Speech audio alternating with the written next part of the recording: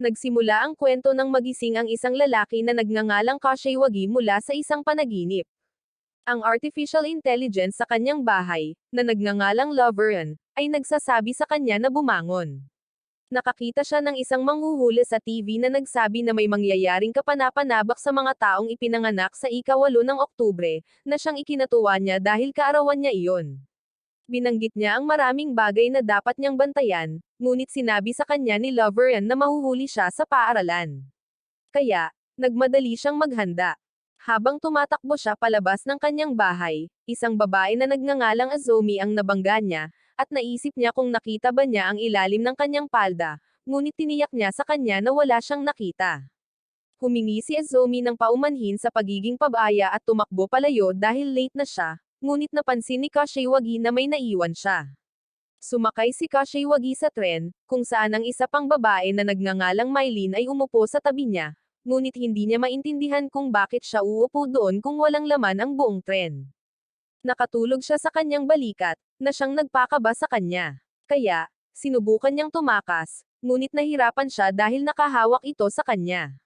Pareho silang natamba sa sahig, at hindi siya makapaniwala kung saan napunta ang kanyang mga kamay, ngunit bigla siyang sumipa nang magising siya, kaya mabilis na umalis si Kashiwagi. Napansin niya na ang lahat ng kakaibang engkwentro ay nangyayari sa mga lugar na binanggit ng manghuhula, ngunit sa palagay niya ay guni-guni lamang niya ang mga bagay-bagay, at nagpatuloy siya sa kanyang paglalakad. Ngunit isang babae na nagngangalang Karina ang biglang natamba sa kanyang mukha, at inakala ng babae na isa siyang walang galang, ngunit sinabihan niya itong bumaba dahil siya ang biktima, ngunit sinaktan siya ng babae bago tumakbo palayo. Pagkatapos nito, nagtago si Kashiwagi mula sa isang robot na naglilinis dahil isa ito sa mga bagay na binanggit ng manghuhula, ngunit bumalik ito na may dalang panloob ng isang babae. Inakala ng may-ari, si Emily, na hinak niya ang robot para gawin nito ang kanyang maruming gawain.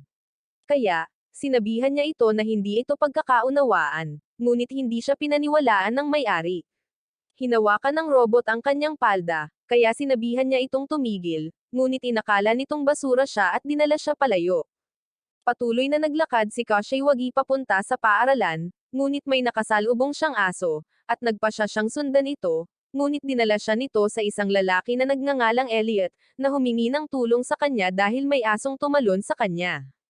Nagkunwari si Kashiwagi na wala siyang nakita, ngunit bigla siyang hinabol ng aso, na nagpatambo sa kanya sa lupa, at iniwan siya ni Elliot dahil hindi niya ito tinulungan kanina.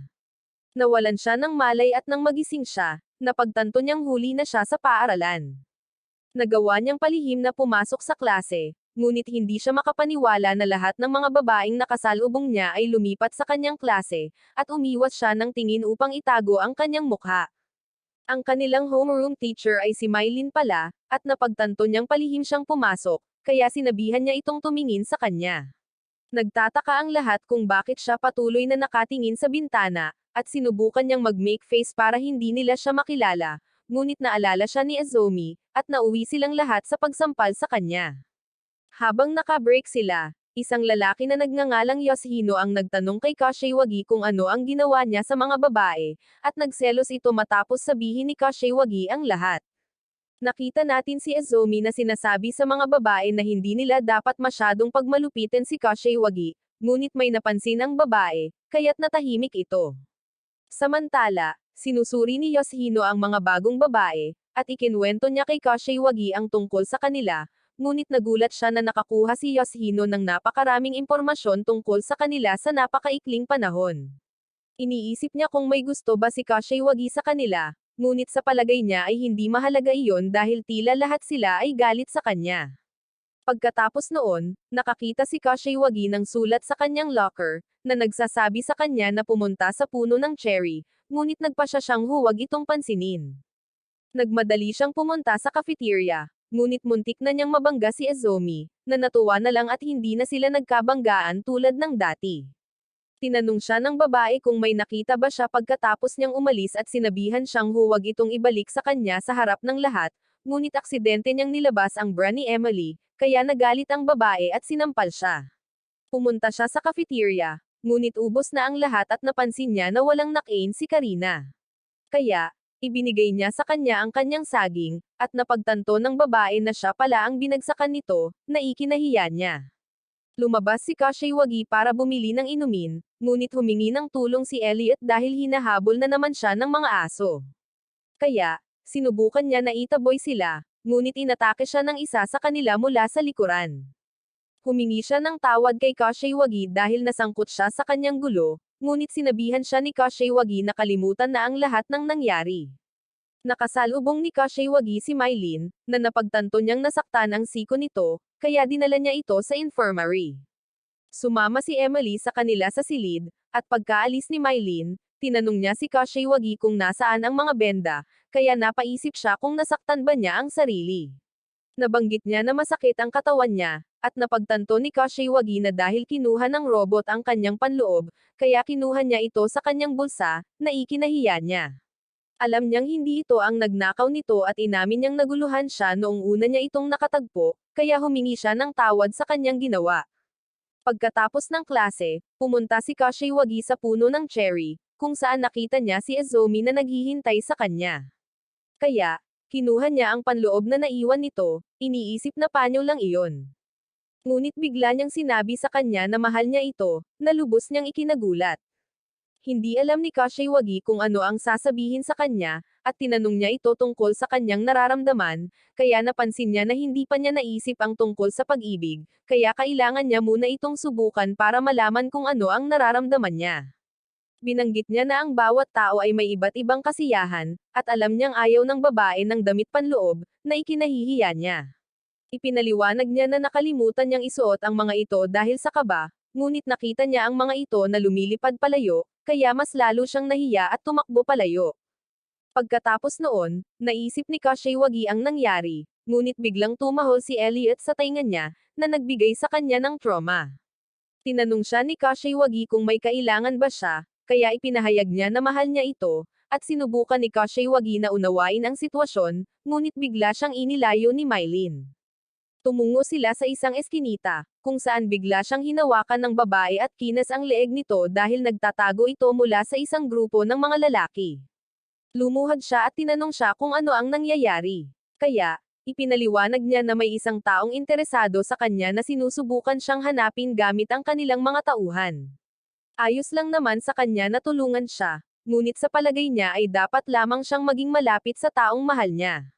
Kaya, sinabi ni Mylene sa kanya na mahal niya ito. Hindi niya alam ang gagawin, kaya tumakbo na lang siya palayo. Pero napansin siya ni Karina, kaya nagpalit siya ng damit pangkasal at sumugod sa kanya. Hindi siya pinansin ni Kashiwagi at sinubukang tumakas, pero sinabi niya sa kanya na nasa lahat siya ng poster sa paligid niya dahil isa talaga siyang modelo. Tinanong niya ito kung may photoshoot siya, pero ipinaliwanag niya na pupunta siya sa kasal nito, kaya nag-congratulate siya dito at binati siya, pero sinabihan siya nitong tumigil na sa pagbibiro dahil sila ang ikakasal, at sinabihan niya itong mahal niya ito. Dinala siya ni Karina sa isang love-in, at sinabihan niya itong dapat muna nilang sabihan ang kanilang mga vows. Kaya, sinabihan niya itong pumikit, pero ginamit niya ang pagkakataon para tumakas. Nakasalubong niya si Emily na nakabalat kayo, at sinubukan niyang kunin ang lagda nito, pero napagtanto niya na sinusubukan siyang pirmahan ng isang marriage certificate. Akala niya ay niloloko lang siya ng lahat, at sinubukan siyang pigilan ng babae habang naglalakad siya palayo, pero muling ginulo siya ng klinang robot.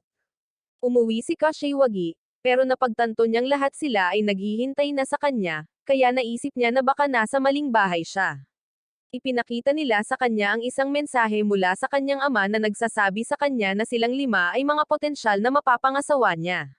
At alam niyang sinusubukan ni Kashiwagi na ituro na ang isa sa kanila ay isang lalaki, ngunit sa palagay niya ay hindi dapat limitahan si Kashiwagi ng kasarian. Binanggit niya na lahat sila ay titira kasama niya upang mapili niya kung sino ang gusto niyang pakasalan pagkatapos gumugol ng oras kasama sila. Nag-alok si Ezomi na maghanda ng hapunan para sa kanya, ngunit inakala ni Karina at Elliot na sinusubukan niyang magpasikat at nagpasya silang tulungan siya.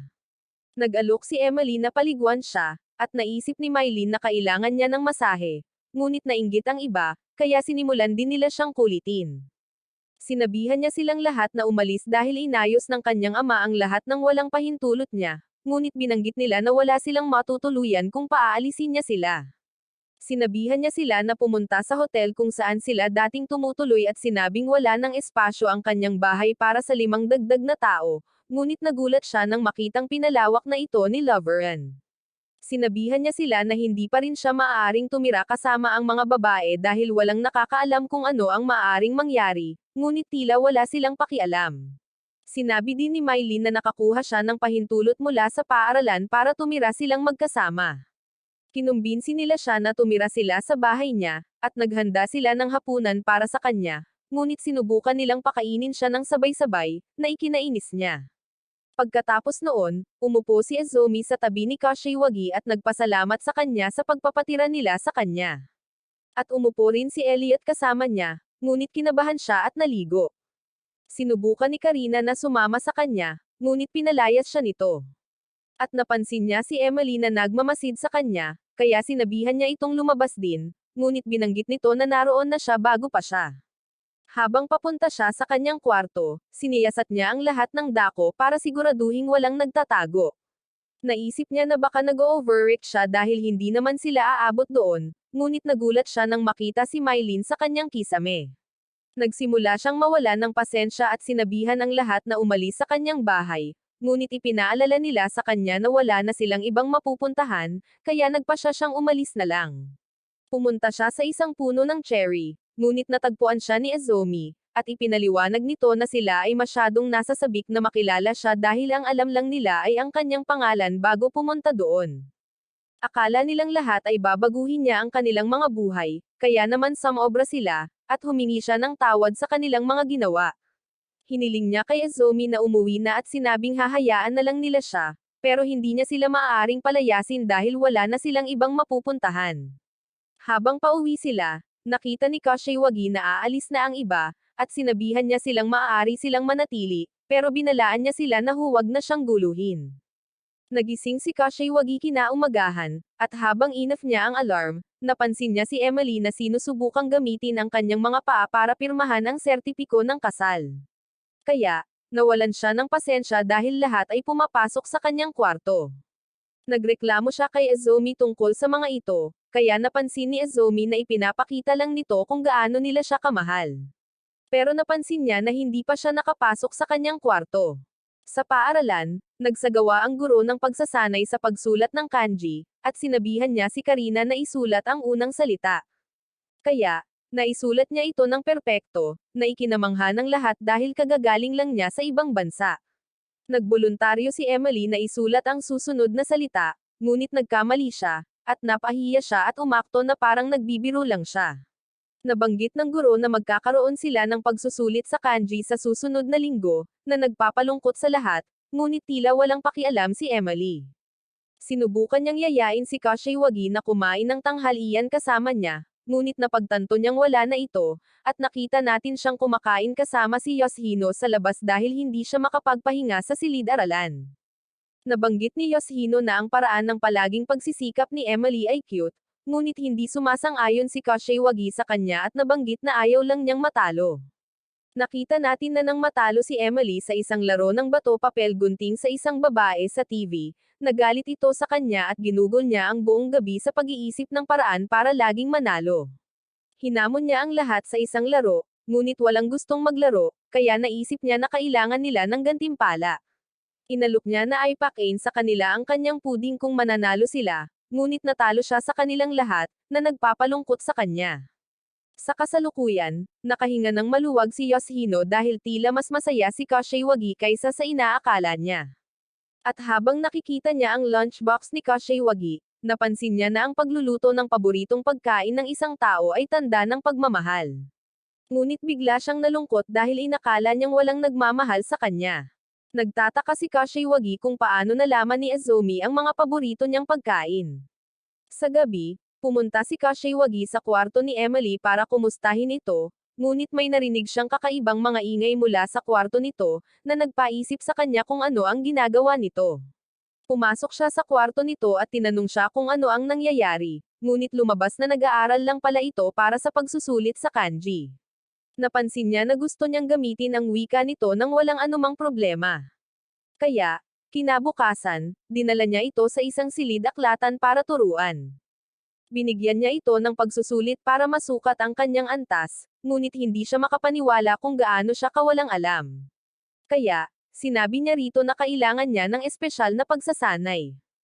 Pagkatapos noon, dinalhan siya ni Miley ng espesyal na puding ni Emily, ngunit masyado itong abala sa pag-aaral sa kanyang silid. Kinabukasan sa silid-aklatan, sinabihan ni Kashiwagi si Emily na dapat na silang umuwi, ngunit gusto nitong ipagpatuloy ang pag-aaral. Nagtataka siya kung bakit ganoon na lamang ang atensyon nito sa kanya gayong lahat ay may ilang bagay na hindi sila magaling. At sinabi niya rito na hindi niya kailangang magpagod para lamang makakuha ng magagandang marka sa isang pagsusulit. Ngunit sa palagay niya, ang mga resulta ang pinakamahalaga. Kaya, ang pagsusumikap at pagbagsak ay katulad ng hindi pagsisikap. Ipinaliwanag niya na gusto lang niyang magamit ang kanyang wika, na nagpapa-emosyonal sa kanya, at bigla siyang tumakbo palayo. Sa gabi, iniisip ng lahat kung ano ang problema kay Emily dahil hindi siya kumain ng hapunan at nagkulong sa kanyang silid. Kaya, habang papunta si Kashiwagi para kumustahin siya, sinabihan niya itong iwan na lang siya, pero nagsimula siyang umiyak dahil sa tingin niya ay isa siyang masamang tao. Alam niyang lahat ng sinabi nito ay para sa sarili niyang kabutihan, pero nagalit siya rito at sinabing kahit gusto niya itong pasalamatan, palagi siyang kumikilos ng kabaligtaran ng nararamdaman niya. Iniisip niya na baka galit ito sa mga babaeng katulad niya. Pero sinabihan siya nitong ayos lang at ipinaliwanag na ang pagiging emosyonal ay nangangahulugan na isa siyang sensitibong tao. Nabanggit niya na kahit sa tingin niya ay hindi mahalaga ang pagsusumikap kung wala siyang makuhang resulta, pinahahalagahan pa rin niya ang pagsusumikap nito, na nagpapaalala sa kanya noong bata pa ito. Nabanggit ni Kashiwagi na nakikita niyang interesante siya, na nakakainis sa kanya. Kaya, ipinaliwanag niya na ang ibig niyang sabihin ay isang papuri. Sinabi niya rito na sa sitwasyong ito, dapat niyang sabihin dito na mahal niya ito kahit na kailangan niyang magsinungaling, pero sinabi niya na ayaw niyang gawin iyon.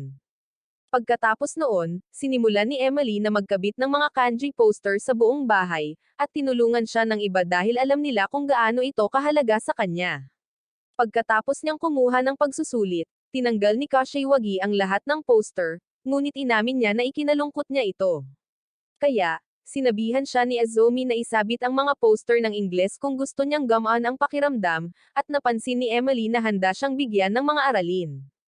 Inalok niya si Azumi na tulungan siyang magluto ng almusal, ngunit sinabihan siya ni Emily na magpahinga habang tinutulungan niya si Azumi, at natuwa siya na nagtutulungan sila. Sa paaralan, nakuha ni Emily ang resulta ng kanyang pagsusulit, at sa palagay niya ay marami pa siyang dapat pag-aralan, ngunit masaya siya na nagsikap siya, at natutuwa siya na pinahahalagahan ni Kashiwagi ang kanyang pagsisikap. Nakita natin si Kashiwagi na kumakain ng tanghalian kasama si Yoshino, na napansin na tila iba si Emily kaysa dati. Kaya, nagtaka siya kung may nangyari, ngunit walang sinabi si Kashiwagi sa kanya. Nakita niya ang isang pasasalamat sa kanyang lunchbox mula kay Emily. At nainggit si Yoshino na nakatanggap si Kashiwagi ng omelette na nakasulat ang kanyang pangalan, kaya sinubukan niyang kumagat. Nakita natin si Elliot na nakaupo sa banyo at iniisip kung paano kahit babae talaga siya, pinilit siya ng kanyang ama na mamuhay bilang lalaki, ngunit biglang binuksan ni Kashiwagi ang pinto, na ikinahiya niya. Pagkatapos nito, nakita ni Azumi ang isang laro na may unang premyo na bakasyon para sa 2 tao. At kahit na sa tingin niya ay hindi sila mananalo, pumasok siya kasama ang kanyang mga kaibigan, ngunit lahat sila ay nanalo ng premyo. Tumungo sila sa isang inn para kunin ang kanilang premyo, at nagulat sila nang makita kung gaano ito kaluma, ngunit natuwa si Emily dahil katulad lang ito ng nasa nobelang binasa niya. Naisip ni Miley na mukhang moderno ito sa loob, ngunit isang matandang babae ang sumalubong sa kanila, at nagulat sila nang makita kung gaano siya kalaki. Tinanong niya sila kung paano niya dapat ayusin ang kanilang mga silid, at sinabihan siya ni Kashiwagi na hatiin sila sa mga lalaki at babae para magkasama sila ni Elliot habang ang iba ay matutulog sa iisang silid. Itinuro sila ng babae sa kani-kanilang mga kwarto, at sinubukan ni Elliot na makaalis sa panunuluyan kay Kashiwagi sa pamamagitan ng pagsasabi sa kanya na humihilik ito habang natutulog, ngunit sinabihan siya nitong ayos lang. Bigla siyang hinampas ng lalaki sa likod, na ikinagulat niya, ngunit naantala sila nina Emily at Karina, na nag-imbita sa kanila na maglaro ng table tennis. Pagkatapos nilang maghapunan, binigyan sila ng babae ng tango platter bilang panghimagas. Walang ideya si Emily kung ano ang tango. Kaya, sinabi nila sa kanya na ito ay isang maalamat na nilalang na nagpapakita sa buong kasaysayan ng Japan.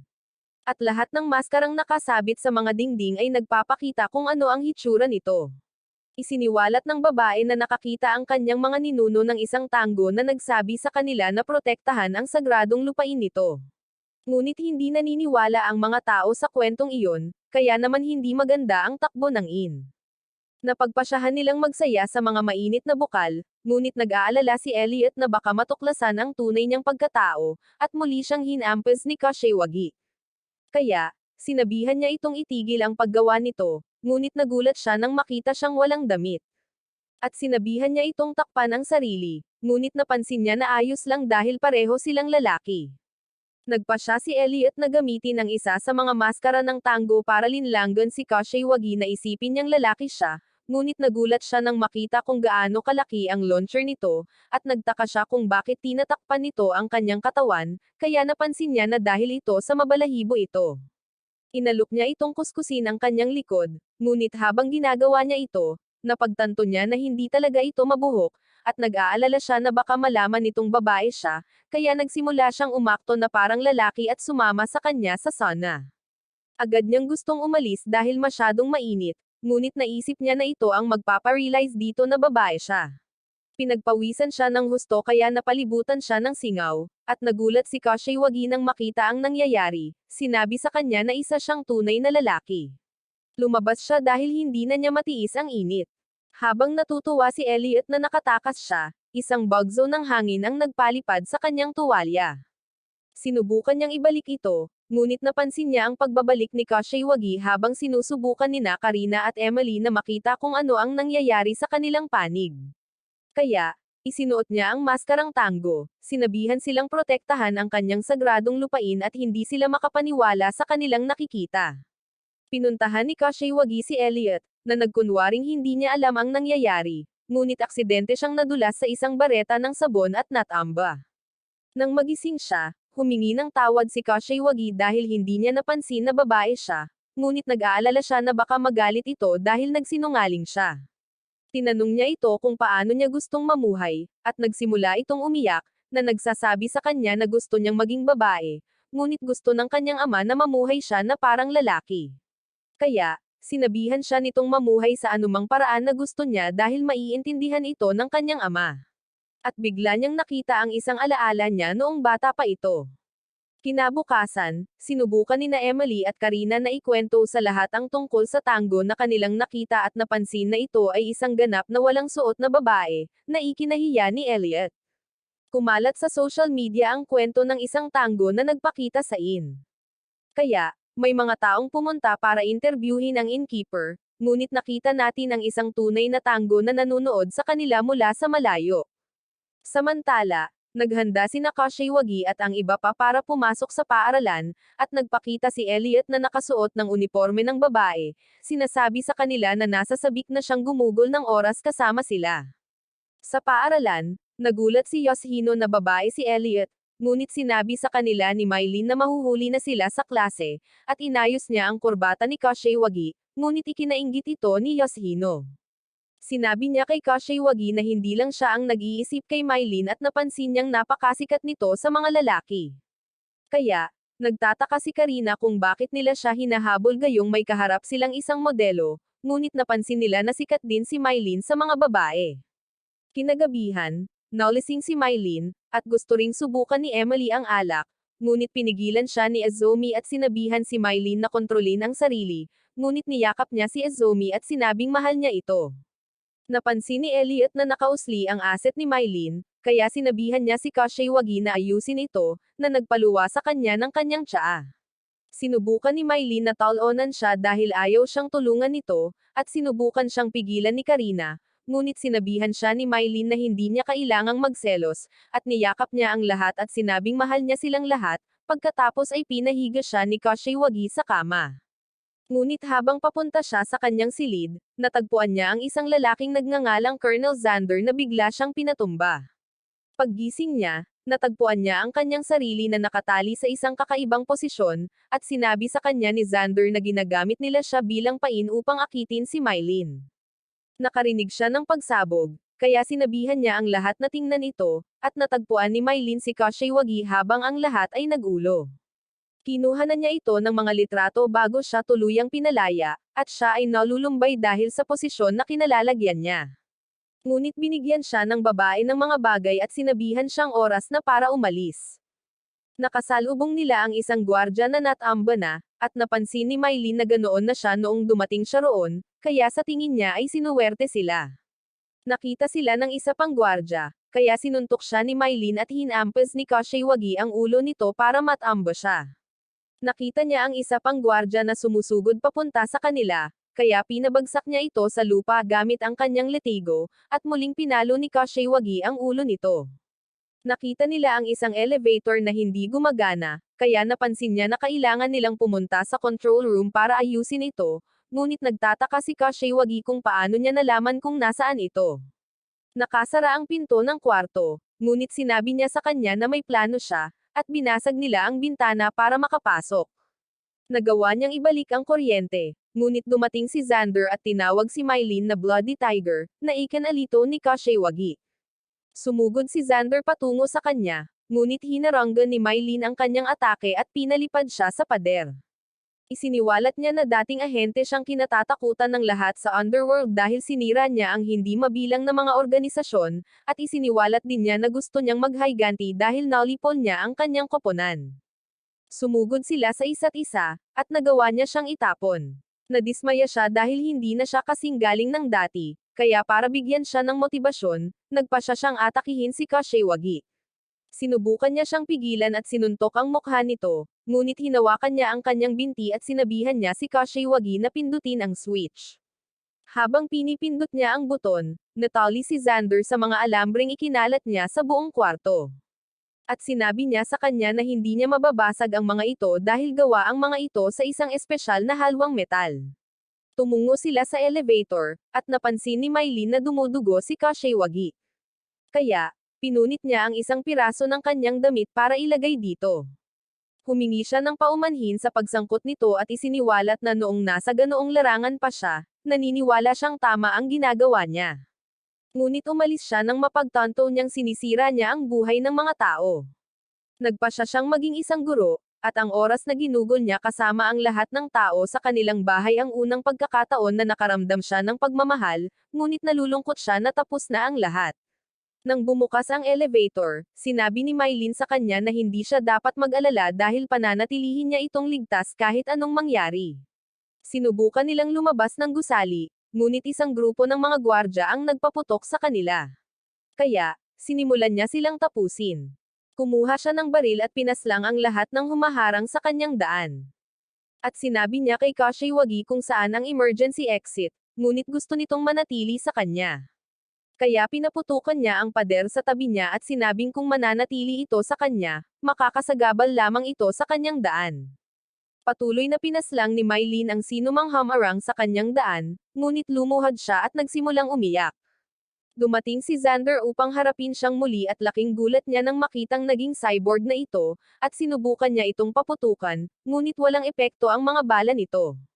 Iniunat niya ang kanyang braso at pinahampas siya sa dingding, ngunit bago pa man niya ito masaktan, tinamaan ni Kashiwagi ang braso nito gamit ang isang fire extinguisher. Sumugod siya kay Xander gamit ang isang electric rod. Kaya, itinumba niya si Kashiwagi sa lupa, ngunit hindi niya hinayaan na saktan siya ni Xander dahil bahagi na ito ng kanyang pamilya. Habang sinusubukan ni Xander na hampasin siya, pumuslit siya mula sa kanyang damit at naghagis ng losyon sa buong katawan ni Xander bago siya kinuryent gamit ang electric rod. Biglang umilo ang kamao ni Mylene, at tinaboy niya si Xander, ngunit nagtataka siya kung bakit bumalik si Kashiwagi. Sinabi niya na hindi siya makakabalik sa bahay nang wala siya at wala siyang pakialam sa ginawa nito noon, na siyang nagpaiyak sa kanya. Kaya, niyakap niya ito at nagpasalamat sa lahat. Ngunit kinabukasan, Nagulat ang lahat nang makita si Kashiwagi na natutulog sa ibabaw ni Mylene habang sila ay nababalutan ng losyon. Habang papunta si Kashiwagi para bumili ng mga grocery, isang robot ang nag-scan sa kanyang pribadong bahagi at sinubukang atakihin siya, ngunit isang mahiwagang babae ang sumire dito at lumipad palayo. Kinabukasan, sinabi ni Kashiwagi kay Yoshino ang nangyari, ngunit inakala niyang nagbibiro lang si Kashiwagi, at biglang pinutol sila ni Karina. Hiniling niya kay Kashiwagi na matulog kasama niya, at hindi siya makapaniwala sa sinasabi nito, ngunit niyakap niya ito at napansin na nagiging personal na ito sa ibang mga babae. Biglang napansin ng lahat ng estudyante na may nagpakita na isang malaking robot sa kalangitan, at binanggit ng isang reporter na maaaring galing ito sa ibang planeta, na nagpapakita na may mga katulad na bagay na nagpakita sa buong mundo. Isang maliit na robot ang nag-scan sa mga pribadong bahagi ng lahat ng lalaki sa kanilang klase, at inihanda nito ang pag-atake sa kanila. Kaya itinulak ni Mylene si Kashiwagi palayo, ngunit natamon si Yoshino. Sinubukan niyang tanggalin ang aparato, ngunit sumabog ito at nasira ang kanyang rocket launcher. Samantala, tumungo si Karina sa bubong at nag-transform bilang isang mahiwagang babae, ngunit nakita siya ni Kashiwagi, na napagtanto na siya ang nakita niya. Isang kakaibang nilalang na nagngangalang Sod ang nagpakita sa harap niya, at binanggit nito na ipapaliwanag nila ang lahat sa kanya, ngunit sinabi nito kay Karina na maghanda muna sa pakikipaglaban. Sinabihan niya si Kashiwagi na hawakan ang kanyang asset, na ikinagulat niya, ngunit nakita niyang itinulak siya nito. Habang nagdidikit ang mga kamay ng mga ito, napansin niya na nararamdaman niya ang kapangyarihang dumadaloy sa kanyang katawan, at lumaban siya sa robot. Nagpakawala siya ng liwanag patungo rito, ngunit wala itong epekto, at nagmadali siyang bumalik kay Kashiwagi dahil naubos na niya ang lahat ng kanyang kapangyarihan. Hindi maintindihan ni Kashiwagi ang nangyayari. Kaya, isiniwalat niya na bumagsak sa kanya si Sod noong gumagawa siya ng outdoor shoot, at sinabihan siya nito na bumuo ng isang grupo para maging isang mahiwagang babae. Akala niya ay magiging masaya ito, ngunit palagi siyang hinihingan ng tulong sa kalagitnaan ng gabi, at ang kawalan ng tulog ay nagsimulang magdulot ng mga problema sa kanyang balat. Kaya, humingi ng tawad si Sod para sa lahat. Sinasabi nito sa atin na ito ay mula sa ibang planeta na tinatawag na Contracept Dimension, at binanggit na ang mga robot ay mula rin sa planeta nito, na nagpapakita na sila ay tinatawag na ball takers. Isiniwalat nito na plano nilang magtanim ng bomba sa lahat ng lalaki sa Earth. At kapag ang bilang na higit sa pangunahing unit ay umabot sa 69, lahat sila ay mawawalan ng kanilang kakayahang magparami. Binanggit nito na ang tanging paraan upang mapigilan sila ay ang pagbuo ni Karina ng TDL Power, ngunit wala siyang ideya kung ano iyon, at napagtanto nila na ang mga robot ay nagdudulot ng kaguluhan. Dinala sila ni Sod sa isang sasakyan, sinabihan silang pumasok sa loob at magtugma dahil ito lang ang paraan para mapalaki ang TDL Power. Pero hindi maintindihan ni Kashiwagi ang sinasabi sa kanila ni Sod. Kaya, ipinaliwanag nito na tumataas ang TDL power kapag ang puso ng isang tao ay nagsimulang bumilis dahil sa kanilang minamahal, ngunit may ibinulong ito sa tainga ni Karina at nawala. Habang nakasakay sila sa sasakyan, sinimulang alisin ni Karina ang kanyang mga damit, na ikinabahala ni Kashiwagi. Kaya, ipinaliwanag niya na ang pakikipagsesyon ang pinakamahusay na paraan para mapataas ang TDL power, ngunit tinanong niya ito kung paano niya ito nakuha noon. Kaya, napansin niya na napapansin niya ito nang maligo ito at inamoy din ang kanyang mga damit. Sinabi niya sa kanya na kailangan nila ng ibang paraan, kaya idiniin niya ito sa dingding at hinawakan ang kanyang mukha, ngunit napansin niya na hindi gaanong tumataas ang TDL power.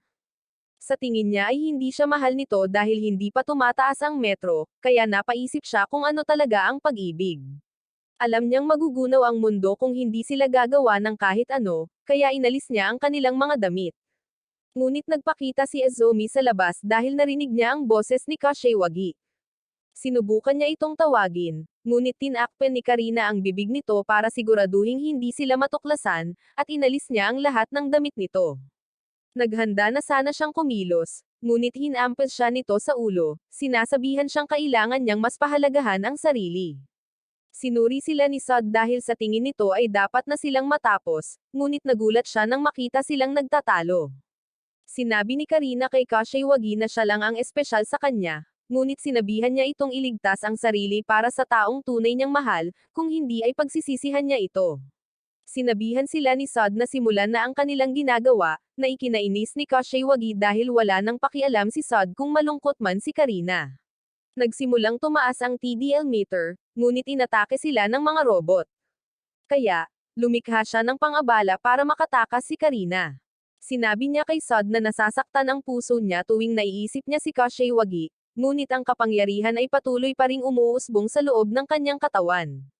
At nang maabot ng metro ang pinakamataas na halaga nito, nagsimulang magliwanag ang kanyang katawan. Naabutan ng mga robot si Kashiwagi, at naghanda silang sirain ang mahalaga sa kanya, ngunit bigla silang pinasabog ni Karina. Napansin ni Sod na siya ay naging isang maalamat na mahimalang mahiwagang babae, na posible lamang para sa mga taong tunay na nakakaintindi ng pag-ibig. Ginamit niya ang kanyang staff upang talunin ang lahat ng mga robot na nasa kanyang daan, at narating niya ang pangunahing unit. Kaya, pinaputok niya ang kanyang sinag ng liwanag patungo dito, ngunit nagawa nitong protektahan ang sarili. Habang nagbabanggaan ang kanilang mga kapangyarihan, muntik nang mabaigo si Karina, ngunit nagbigay ng suporta si Kashiwagi, at nagawa niyang talunin ang robot. Pagkatapos nito, napagtanto ng mga biktima na bumalik na sa normal ang kanilang mga katawan, at nagpasalamat si Karina kay Kashiwagi para sa kanyang tulong. Ngunit bigla siyang nakakita ng isang pangitain tulad ng ibang mga babae, na ikinagulat niya at isang balahibo ang damapo sa kanyang ulo. Kaya, sinubukan niyang kunin ito, ngunit hinampas ng babae ang kamay niya at tumakbo palayo, naiwan siyang nalilito. Sa isang flashback, nakita natin si Kashiwagi na naglalakad sa isang dalampasigan kasama ang isang babae na nagngangalang Ayana. At habang pinag-uusapan nila ang mga bituin, humingi siya ng tawad sa pagkaladkad sa kanya doon taon-taon. Ipinaliwanag niya na wala siyang pakialam dahil palaging abala ang kanyang ama, ngunit nag-aalala si Kashiwagi na baka malaman ito ng kanilang mga kaklase. Sa palagay niya ay ayaw niyang sumama sa kanya, ngunit tiniyak niya sa kanya na hindi ito totoo, na siyang ikinatawan niya. Ipinaliwanag niya na nagbibiro lang siya, at nais niyang manatili silang magkasama magpakailanman, ngunit walang ideya si Kashiwagi kung ano ang sasabihin, at sinabi niya sa kanya na oras na para bumalik. Sa kasalukuyan, sinubukan ni Emily na gisingin si Kashiwagi sa pamamagitan ng pagtalon sa kanya, ngunit umiwas siya. Sinabihan siya ni Emily na maghanda or kung hindi ay aalis sila nang wala siya. At naalala niya na pupunta sila sa pribadong dalampasigan ng pamilya ni Yoshino. Sinabihan sila ni Yoshino na magpasalamat, ngunit hindi nila siya pinansin. Nagulat si Kashiwagi sa kung gaano kasabik si Elliot, kaya ipinaliwanag niya na ito ay dahil hindi pa niya nakikita ang dagat. Sinubukan ni Karina at Emily na takutin siya sa pamamagitan ng pagsasabi sa kanya na may mga halimaw sa dagat, ngunit tiniyak sa kanya ni Kashiwagi na nagsisinungaling sila. Sinabihan sila ni Yoshino na makinig sa kanya at sinabing malapit na ang kanilang sasakyan, ngunit bigla siyang nasagasaan nito. Nakarating sila sa beach house, at nagulat sila sa kung gaano ito kaganda. Ngunit nalungkot si Miley na kinailangan nilang iwan si Yoshino. Pumunta sila sa dagat, at nag-aalala si Elliot na baka maanod siya. Ngunit sinabi ni Kashiwagi na paprotektahan niya siya kung may mangyari. Habang ang iba sa kanila ay nag-e-enjoy sa dagat, sinabi ni Mylin kay Kashiwagi na pakiramdam niya ay matanda na siya kapag tinatawag niya ang kanyang guro, kaya gusto niyang tawagin siya nito sa kanyang pangalan. Tinamaan sila ng ibang mga babae gamit ang water gun, sinasabihan silang hindi sila dapat manligaw sa harap nila, at patuloy silang nasisiyahan sa kanilang oras na magkasama. Pagkatapos noon, binanggit ni Elliot kung paano siya nagkaroon ng kasiyahan sa paggawa ng mga alaalang hindi niya malilimutan, at lahat sila ay nagnais na manatili roon magpakailanman, ngunit lahat sila ay biglang nawala, at nakasalubong niya si Azumi habang hinahanap sila nito. Nagulat siya nang makita siya dahil wala ito sa kanila, at sinubukan niyang sabihin dito na nawawala ang lahat, ngunit wala siyang ideya kung ano ang pinag-uusapan nito, at nakalimutan niya kung sino ang hinahanap nito. Nagsimula siyang magluto ng hapunan para sa kanila, at sinabihan niya ito na ihanda ang mga plato, ngunit nilabas nito ang marami. Hindi sinasadyang nabasag niya ang isa habang inilalagay niya ang mga ito, at tinulungan siya nitong linisin ito, ngunit nagdikit ang mga kamay nila, na nagpamula sa kanila. Itinapon niya ang mga basag na piraso, at habang palabas siya, Nakatanggap siya ng tawag mula kay Yoshino, ngunit hindi ito sinagot ni Azumi. Napansin niyang nahihirapan itong magpaninggas ng apoy, kaya tinulungan niya ito at sinabihan itong asikasuhin ang kusina habang inaasikaso niya ang apoy. Hindi na siya nagulat na magaling ang isang lalaki sa mga ganoong bagay. Kaya, nabanggit niya na madalas siyang magsindi ng apoy sa mga barbecue party noong bata pa siya, ngunit nalito ang babae nang marinig ito. Nakatanggap siya ng isa pang tawag mula kay Yoshino, ngunit hindi niya ito napansin, at sinira ng babae ang telepono at itinapon ito sa basurahan. Sa gabi, hinainan siya ng hapunan, at napansin niya na sira ang orasan, ngunit sinabi niya sa kanya na hindi mahalaga ang oras. Pinuri niya ang kanyang luto, at napansin niya na may kinsey sa pinggan, kaya hindi siya sigurado kung magugustuhan niya ito dahil ayaw niya sa kinsey, ngunit binanggit niya na noong bata lang na hindi siya mahilig. Hindi niya maalala na sinabi niya sa kanya na ayaw niya sa kinsey, ngunit mabilis niyang binago ang usapan at sinabihan siyang kumain hanggang sa mabusog.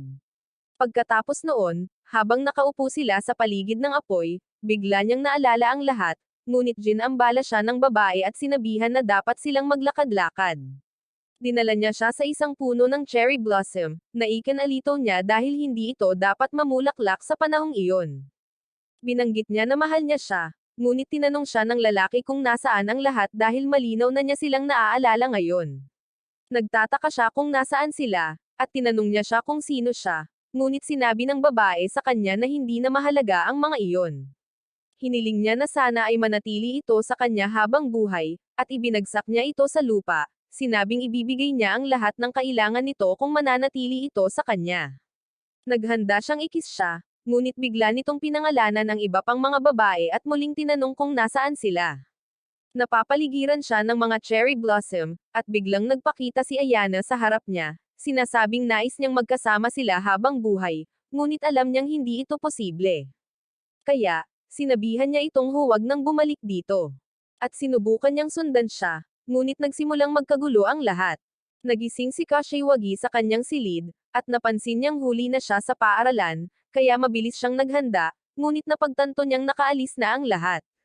Pagdating niya sa kanyang klase, sinabihan niya ang isa pang lalaki na umalis sa kanyang upuan, ngunit sinabi sa kanya ng lalaki na nagkakamali siya. Nagtaka si Kashiwagi kung nasaan sina Emily at ang iba pa, ngunit hindi alam ng lalaki kung sino sila, na ikinalito ni Kashiwagi, at tumakbo siya palabas ng silid-aralan. Pumunta siya sa puno ng cherry kung saan umamin sa kanya si Azumi, ngunit laking gulat niya nang makitang isa lamang itong normal na puno, at nagtaka siya kung ano ang nangyayari. Isang babaeng nagngangalang Yoki ang nagsimulang suriin ang kanyang katawan, ngunit tinabig niya ang kamay nito dahil hindi niya kilala kung sino ito. Ipinakita niya sa kanya ang isang video ni Yoshino at dinala siya sa kanyang opisina sa isang kumpanyang na tinatawag na Candish, sinabihan siyang hahayaan niya itong makilala ang mga taong hinahanap niya. Pagdating sa kanyang opisina, sinimulan niyang kunin ang kanyang vitals, at nagbanta siyang aalis kung hindi niya sasabihin sa kanya kung nasaan ang lahat.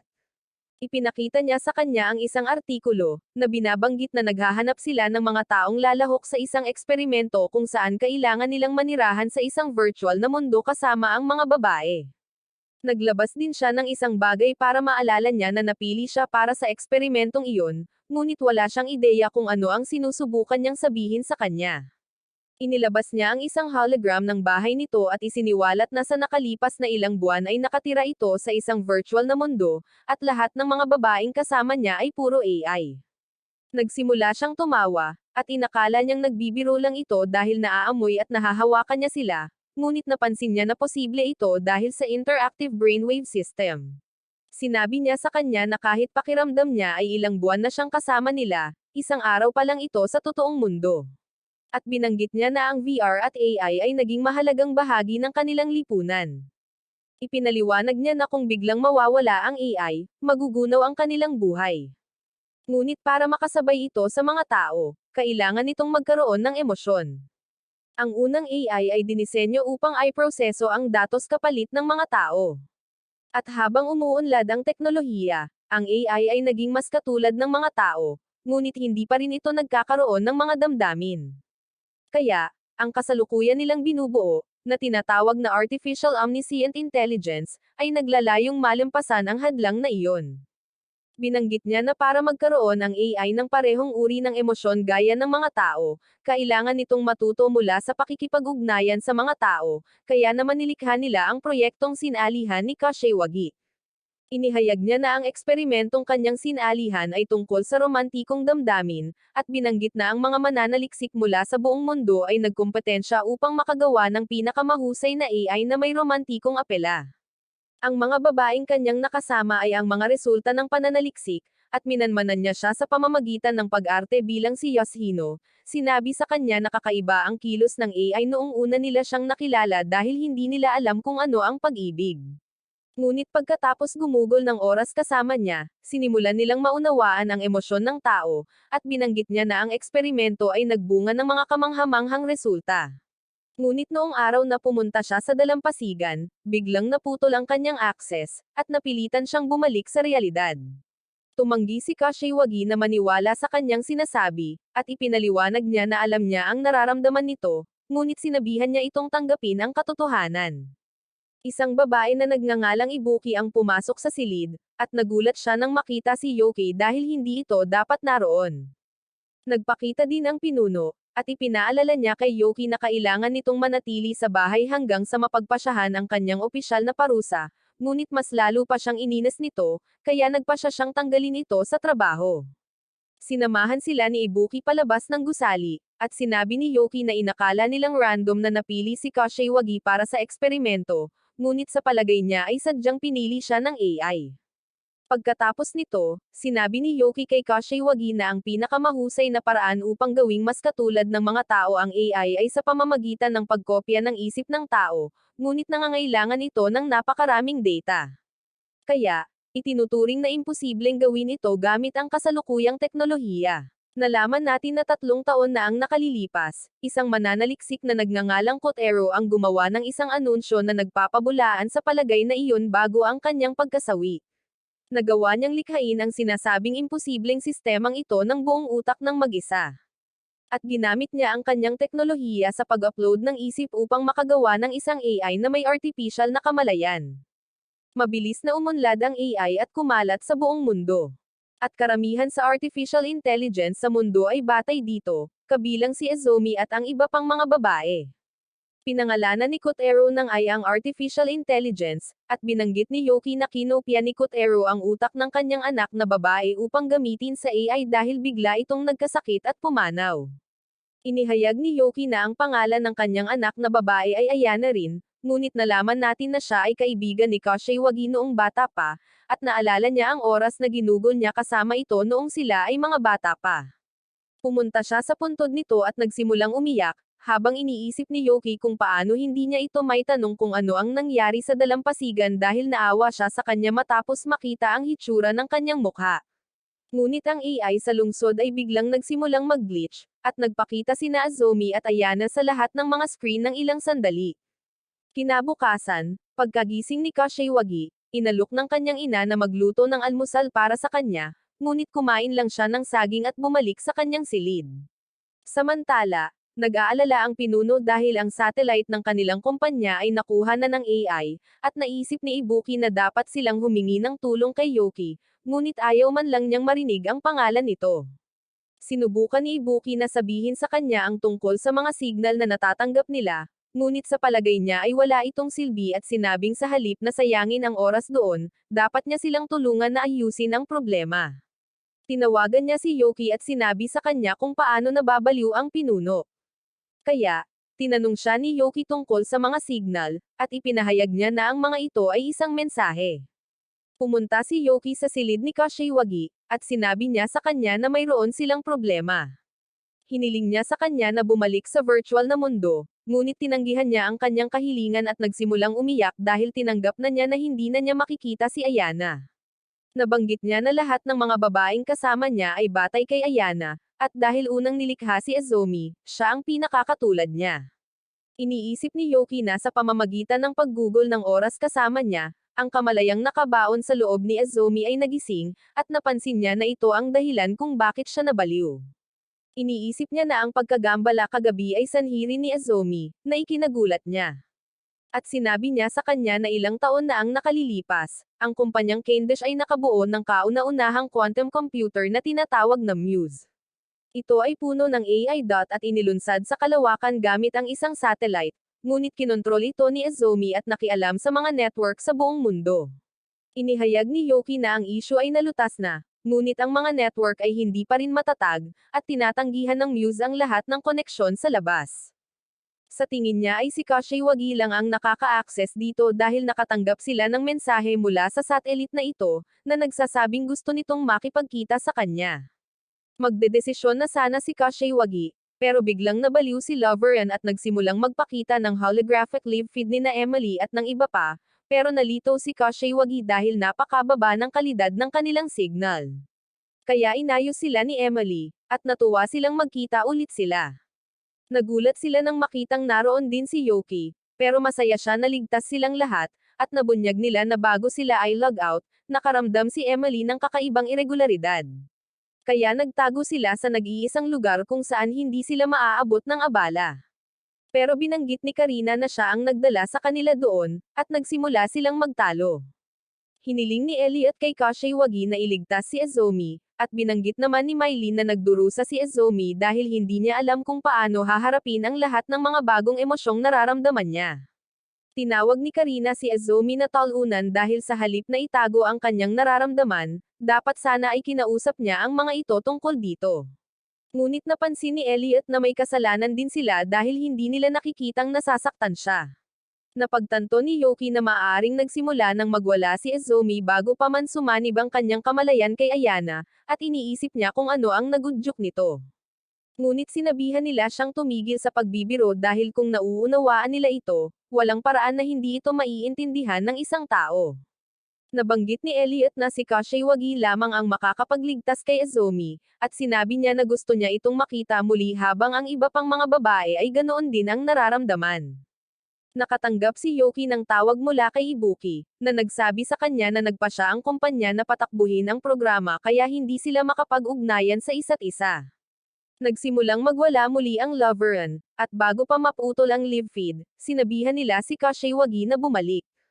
Nagsimulang magkagulo ang lahat, at sinabi ni Yoki kay Kashiwagi na kailangan nilang makipagkita kay Izomi dahil nagpa siya ang kumpanya na gamitin ang backdoor ng Muse para burahin ang lahat ng datos ng mga kaalyado. Nagpa siya siyang umalis nang wala siya matapos makita ang ekspresyon ng mukha nito, at napansin niyang ayaw niyang sumuko dahil may pagkakataon pa rin para mailigtas ang lahat. Nagsimulang isipin ni Kashiwagi ang lahat, at naalala niya ang oras na tinanong niya si Ayana kung makikilala niya ang kanyang yumaong ina kung may pagkakataon siya. Kaya ipinaliwanag niya na gusto niya, ngunit alam niya na kung makikita niya ito ng isang beses, gugustuhin niya itong makita muli, ngunit sinabi niya na kung sakaling makilala niya ito, magpapasalamat siya rito sa panganganak sa kanya. Nagpa siya si Kashiwagi na sumama kay Yoki, kaya sinabihan niya itong sumakay sa kanyang motorbike, ngunit ipinaliwanag niya na hindi sila makakapunta sa kanyang opisina dahil natanggal siya sa trabaho. Kaya kailangan nilang pumunta sa nag-iisang lugar, na may sapat na computing power para gumana ang kagamitan. Nagmaneho siya lampas sa trapiko at pumunta sila sa beach house na tinuluyan niya kasama ang mga babae, at dinala siya nito sa laboratorio ni Kotaro, sinabihan itong nagkulong siya roon matapos siyang mawala sa paningin. Tinanong niya si Yoki kung alam ba nito ang tungkol sa kanya at kay Ayana bago pa man mangyari ang lahat ng iyon, ngunit isiniwalat nito na inimbestigahan lamang niya ito pagkatapos mangyari ang problema. Nagtataka siya kung bakit nag-eksperimento ang babae kahit na pinatigil na siya ng kanyang amo. Ngunit bigla niyang naalala si Izomi na nagsabi sa kanya na gusto niyang umibig. At napagtanto ni Yoki kung ano ang dahilan ng kanyang pag-aalsa. Bago niya ito ipadala sa virtual na mundo, kinumpirma niya na hindi niya ito ginagawa para lamang makatakas sa realidad. At binalaan niya ito na susubukan siyang beat again ni Izomi doon. Binanggit niya na kung ang eraser program ay i-activate, magiging mapanganib din ito para sa kanya, ngunit plano pa rin niyang ituloy ito.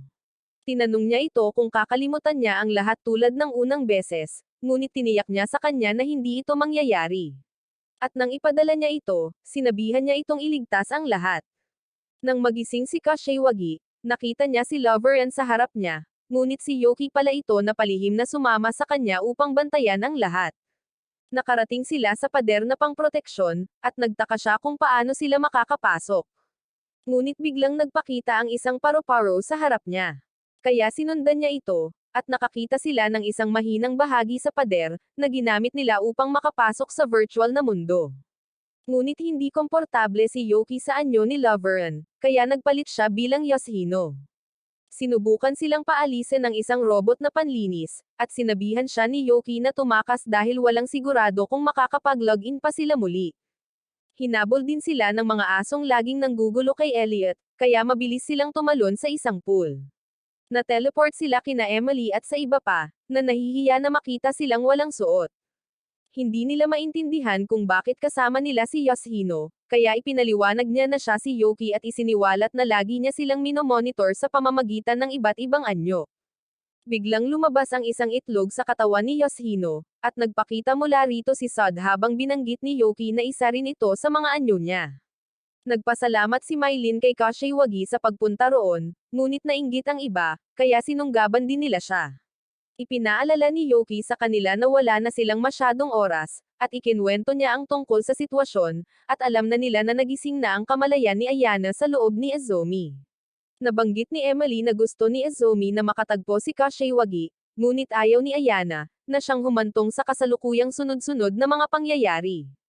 Kaya kailangan niya silang makita para malutas ang sitwasyon. Nabanggit ni Yoki na may dalawang balakid silang kinakaharap. Ang una ay ang programang pang-logout na maaaring mag-purge ng kanilang mga avatar at ang pangalawa ay ang programang pambura. Nalaman natin na ginagamit ito ng kumpanyang Cavendish para burahin ang lahat ng data. Kaya, tapos na ang lahat kung mahuli sila nito, ngunit tiniyak sa kanila ni Kashiwagi na hindi niya hahayaang may mangyari sa kanila. Iniisip ni Mylin kung ano ang mangyayari kung mahuli si Kashiwagi ng programa. Kaya, isiniwalat ni Yoki na ang utak niya ay masisira, na siyang ikinatakot niya. Ipinakita ni Emily sa lahat kung nasaan si Azumi at binanggit na kahit may proteksyon siya sa paligid niya, mayroong isang lihim na landas na magagamit nila para malampasan ito. Iniisip ni Karina na mas madali ito kaysa sa inaakala niya, ngunit sinabihan siya ni Mylin na huwag nang pababain ang kanyang bantay dahil walang nakakaalam kung anong mga problema ang maaaring kaharapin nila.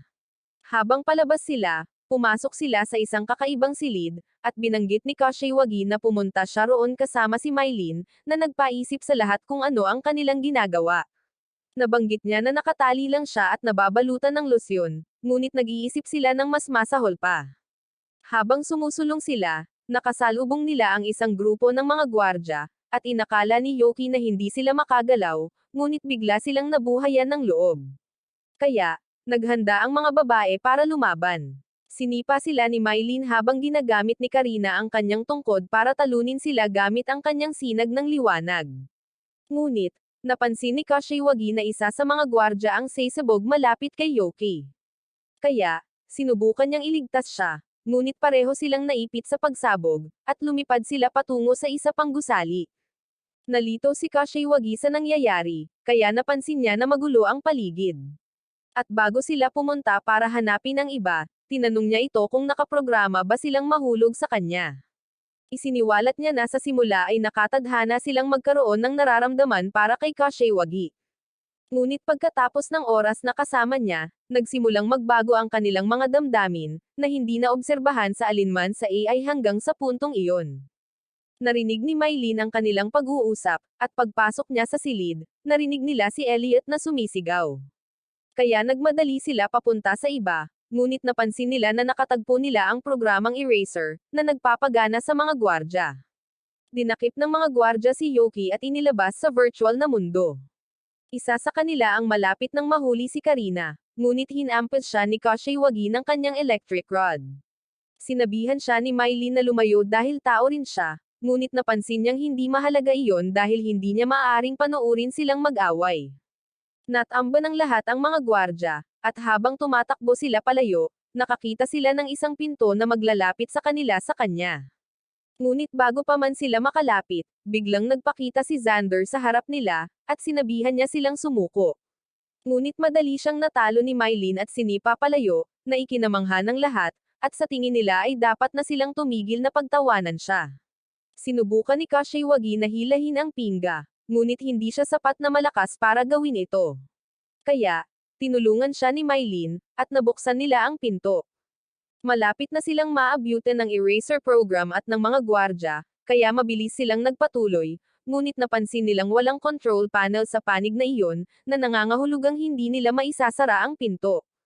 Nabanggit ni Mylene na bago niya nakilala si Kashiwagi, hindi niya alam kung ano ang pag-ibig, ngunit nang protektahan siya nito, napuno nito ang kanyang puso ng mainit na pakiramdam, at napagtanto niya kung ano nga ba ang pag-ibig. Nagsimula siyang umiyak, sinasabing alam niyang ang pakiramdam na iyon ay hindi artificial at hindi ito nagmula sa mga alaala ni Ayana, na nangangahulugang ito ay sarili niyang emosyon. Binanggit niya na palagi siyang inililigtas nito, kaya siya na ang magpoprotekta sa kanya, at sinabihan niya itong huwag mag-alala tungkol sa kanya dahil matatalo niya ang lahat at maaabutan sila. Habang sinusubukan niyang makipagtalo sa kanya, kinas siya nito at sinabihan siyang magpatuloy. Itinulak niya ito palabas ng pinto, na nagpaalala sa kanya noong panahong binubuli si Ayana, kaya sinubukan niya itong iligtas, at natalo siya, ngunit natuwa siya na pinrotektahan siya nito. Sinimulan ni Mylene na labanan ang lahat ng mag-isa, at natuwa siya na nakilala niya si Kashiwagi dahil ipinaintindi nito sa kanya kung ano ang pag-ibig. Nagawa niyang talunin sila, ngunit nawala ang laso na kinuha ni Kashiwagi sa kanyang ulo, na nangangahulugang nabura na ang kanyang avatar. Samantala, hindi na makabalik si Yoki sa virtual na mundo, at lumapit si Ibuki upang tulungan siya, ngunit namangha siya matapos makita ang lab. Binanggit ni Yoki na pinipigilan siya ng programang eraser na mag-login, at napansin niya na naharap na nito si Mylene, ngunit napansin niya na mayroon pa rin silang maaaring subukan. Sa virtual na mundo, tinawag ni Karina si Mylene na isang talunan dahil sa pagsisikap na magpasikat, ngunit hindi niya mapigilan ang kanyang tunay na nararamdaman at nagsimulang umiyak. Sinabi sa kanila ni Kashiwagi na kailangan nilang magpatuloy, na nagpaisip sa kanila kung bakit hindi siya nababagabag sa nangyari, ngunit nagsimula rin siyang umiyak at binanggit na iyon ang sinabi sa kanya ni Mylene na gawin. Nakarating sila sa paaralan kung saan sinubukan silang atakihin ng isang robot. Kaya, natalo ito ni Karina gamit ang kanyang sinag ng liwanag, ngunit napansin nila na nasugatan si Kashiwagi. Ginamo ni Elliot ang kanyang mga sugat, at sinabihan nila siyang mag-ingat dahil ang kanyang mga pinsala ay makakaapekto sa kanyang totoong katawan habang lahat sila ay AI lamang, ngunit alam niyang nakakaramdam din ang mga ito ng sakit, kaya ayaw niyang masaktan ang mga ito. Habang inaalam ni Emily kung saan susunod na pupunta, tinanong nila siya kung kumusta ang paaralan sa totoong buhay, ngunit isiniwalat niya na ilang buwan na siyang wala roon simula nang mawalan siya ng motibasyon na gumawa ng kahit ano pagkatapos pumanaw ni Ayana. Nabanggit niya na may magagawa siya sa virtual na mundo na hindi niya nagawa sa kanyang totoong buhay. At sinabi niya sa kanila kung gaano siya kasaya kasama sila. Kaya, nangako siyang sisiguraduhin niyang mabubuhay sila. Habang sumusulong sila, narating nila ang isang dead end, ngunit nakita ni Kashiwagi ang parehong mga paru-paro na tumulong sa kanya na makapasok sa virtual na mundo. Kaya, naisip ni Elliot na maaaring tinatawag siya ni Azumi. Sinundan nila ang mga paru-paro, at nakita nila ang susunod na pinto na kailangan nilang daanan, ngunit napagtanto nila na napakaraming robot ang nakaharang sa kanilang daan. Nag-alok si Karina na magsilbing pain para ilihis ang kanilang atensyon, at nagpa siya si Elliot na tulungan siya. Gusto rin silang tulungan ni Emily, ngunit napansin nila na kailangan niyang gabayan si Kashiwagi, at nangako silang hahabulin sila pagkatapos talunin ang mga robot. Dumaan sina Kashiwagi at Emily sa pinto, at sinira ni Elliot ang control panel para matiyak na walang makakarating sa kanila, at nagmadali siyang lumapit sa mga robot kasama si Karina. Sinabihan ni Kashiwagi si Emily na dapat silang mag-iwan ng bakas para sa iba. Kaya binanggit ni Emily na mag-iiwan siya ng marker, at pumasok sila sa isang lihim na elevator. Sinabi niya kay Emily na ang sandaling unang naramdaman niya ang pag-ibig ay noong sinabi nito sa kanya na ang mga bagay na kinaiinisan niya sa sarili ay talagang kanyang lakas. Naalala niya ang pagkakataong nakahanap si Ayana ng isang inabandonang tuta. Kaya, dinala niya ito sa bahay niya, pero hindi siya pinayagan ng kanyang ama na itago ito dahil alam nitong hindi madali ang pag-aalaga ng hayop. Tiniyak niya rito na hindi siya iiyak kapag natagpuan na nila ang sarili nitong amo. Ngunit ng oras na para magpaalam, hindi niya mapigilan ang kanyang mga luha. Ibinigay ni Emily kay Kashiwagi ang aklat ng mga salita na ibinigay niya at sinabing natutuwa siyang nakilala niya ito dahil maraming bagay ang itinuro nito sa kanya. Nabanggit niya na nang balikan niya ang mga sitwasyong kanilang hinarap, nakita niya kung gaano siya kasaya, at binanggit niya na ganoon din ang nararamdaman ng lahat. Ipinakita sa kanya ng mga paru-paro ang huling sikretong daanan na kailangan niyang daanan para mahanap si Azumi, ngunit napansin niya ang mga robot na sinusubukang pumasok, at humingi ng tawad si Emily dahil wala na siya roon kasama niya sa huli. Tumanggi siyang iwan ang mga babae.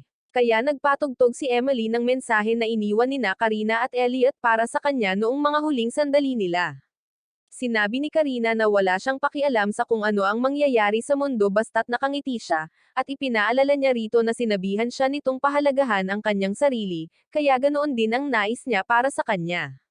Gusto niyang pahalagahan nito ang bawat sandali na ginugugol niya sa totoong mundo, sinasabihan itong ngumiti tulad ng ginawa niya noong kasama pa niya sila, at nagpasalamat siya rito sa pagbibigay sa kanya ng buhay na puno ng pagmamahal. Lumipad siya palayo kasama si Elliot, ngunit tumigil siya nang biglang mahulog ang kanyang mga pakpak, at ginamit niya ang lahat ng natitirang kapangyarihan niya upang salakayin ang mga robot gamit ang isang malaking sinag ng liwanag, ngunit siya ay kinubkob ng mga ito. Binanggit ni Elliot na ang tanging dahilan kung bakit siya nabuhay bilang kanyang tunay na sarili ay dahil binigyan siya nito ng lakas na gawin ito, at sinabihan niya itong mamuhay ng malaya rin. Tinapos siya sa mga robot, at nagsimulang umiyak si Kashiwagi, ngunit sinabihan siya ni Emily na itaas ang kanyang ulo at sinabing lahat sila ay nais na bumalik siya sa kanyang mundo at maging masaya. Kinas niya ito at sinabihan siyang hindi siya dapat matakot na magpatuloy, at ang mga robot ay nakalusot. Kaya, pinadaan niya siya sa lihim na daanan, ngunit sumigaw ito habang pinalilibutan siya ng mga robot. Umiiyak si Kashiwagi nang mawala ang kanyang wordbook, ngunit natagpuan niya si Azumi, na humingi ng tawad sa kanya para sa lahat. Natuwa siya na maayos ang kanyang kalagayan, at binanggit niya na kailangan niyang makita si Ayana. Kaya, itinapat niya ang mukha nito sa kanyang katawan at ipinakita sa kanya ang mga alaala ni Ayana. Bumalik tayo sa panahon na nalulumbay si Kashiwagi dahil malapit na siyang magtapos sa middle school, ngunit walang pakialam si Ayana dahil magkasama pa rin sila. Isinama niya ito sa kanyang pamimili, at nakakita siya ng kwintas na gusto niya, ngunit hindi niya ito mabili dahil naubos na niya ang kanyang allowance. Kaya, binili niya ito para sa kanya. Sinabihan niya itong isuot sa kanya, at tinanong niya ito kung bagay ito sa kanya. Kaya napansin niya na maganda ang hitsura nito, ngunit bigla siyang nahilo. Kinagabihan, pag-uwi ni Kotaro, nagluto siya ng hapunan para sa kanya, ngunit bigla siyang nawalan ng malay. Dinala niya ito sa doktor, na nagpahayag na mayroon siyang sakit sa utak at hindi na ito magagamot dahil lumala na ang sakit. Nagsimulang mabaliw si Kotaro, ngunit pinakalma niya ito at sinabing kahit sinabi ng doktor na wala na siyang gaanong oras para mabuhay, hindi pa rin siya susuko. Dinalaw siya ni Kashiwagi sa ospital, at dinalhan siya nito ng lahat ng uri ng saging dahil kailangan niyang kumain ng marami para gumaling. Tiniyak niya rito na maayos ang kanyang pakiramdam at sinabi sa kanya ng doktor na pagod lang siya, na siyang nagpagal ng loob niya. Tinanong niya ito kung pupunta ba siya para makita ang mga cherry blossom pagdating ng tagsibol, kaya binanggit niya na lagi naman nila itong ginagawa, ngunit pinanggakwan niya ito. Binigyan niya ito ng tsokolate bilang regalo at hiniling na magkasama silang mag-aral sa high school. Kaya, nangako siya na magsisikap siya para matupad ang kanyang hiling. Habang nagsisimula ng umulan ng nyebe, tinanong niya ito kung dapat ba silang pumasok sa loob, ngunit gusto pa rin niyang manatili doon.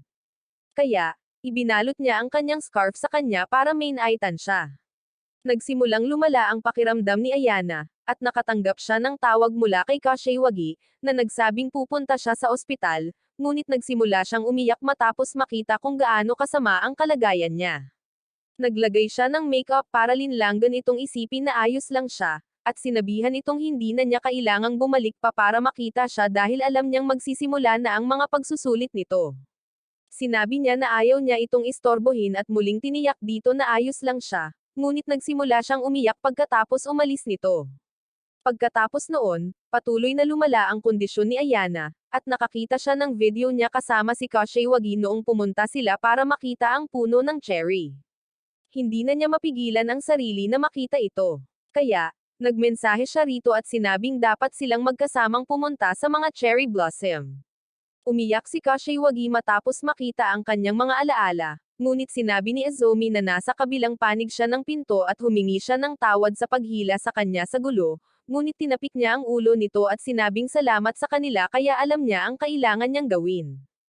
Sinabi niya rito na binago nito ang mundo nito dahil ipinakita nito sa kanya kung ano talaga ang pag-ibig, at sinabi niya na nasiyahan ito sa bawat sandaling ginugol nila. Pumasok si Kashiwagi sa pinto at nagtama ang kanilang mga mata ni Ayana, at agad niya itong niyakap, ngunit sinabihan siya nitong kalimutan na lang siya dahil iyon ang kailangan niyang gawin para umusad.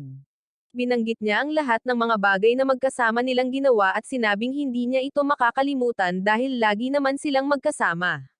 Kaya nakikita niya itong kasama niya tuwing naiisip niya ang kanyang nakaraan.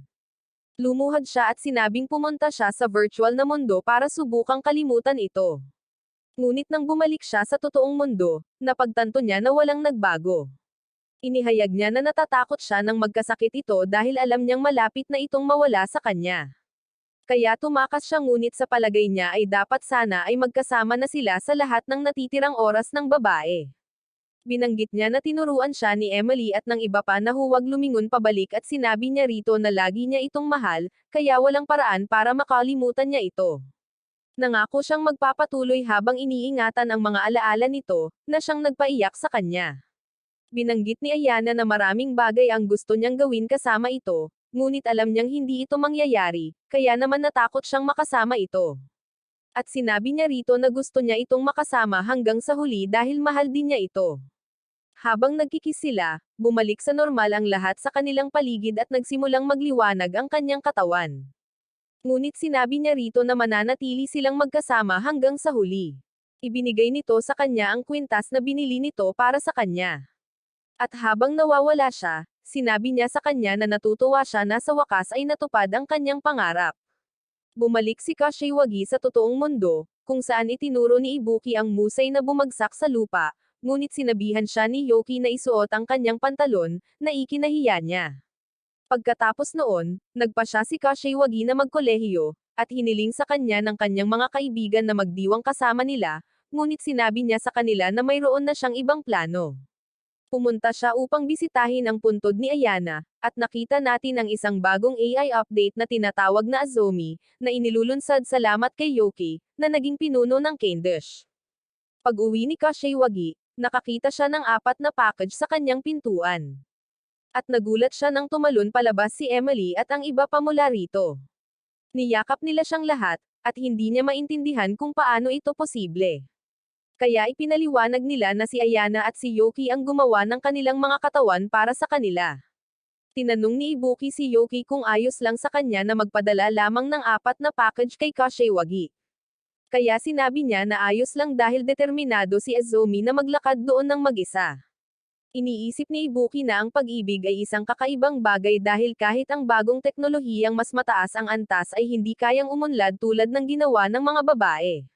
Kaya binanggit ni Yoki na ang pag-ibig ay hindi lamang tungkol sa kakayahang mag-compute. Ngunit tinawanan siya ni Ibuki at ipinaalala sa kanya na wala siyang sariling karanasan. Dinagsa ng mga babae si Kashiwagi, na binanggit na walang sapat na espasyo para sa kanilang lahat, ngunit sa palagay nila ay masasanay din sila.